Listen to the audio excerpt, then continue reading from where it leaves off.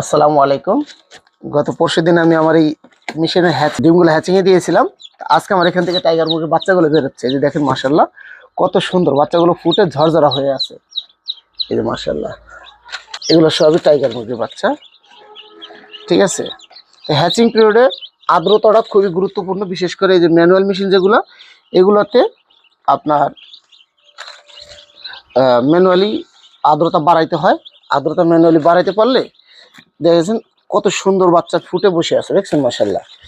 এই বাচ্চাগুলো কিন্তু গত পরশুদিন রাত্রে থেকে ফোটা শুরু করছে। তো কালকে সারাদিন গেছে, আজকে সকালবেলা আমি বাচ্চাগুলো বের করতেছি। মাশাআল্লাহ, এই যেখানেও এবার এটা হচ্ছে ফুল অটোমেটিক মেশিন।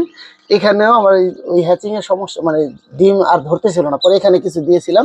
এখানেও মাশাআল্লাহ এই বাচ্চাগুলো ফুটে ঝরঝরা হয়ে আছে। এই যে মাশাআল্লাহ, ঠিক আছে।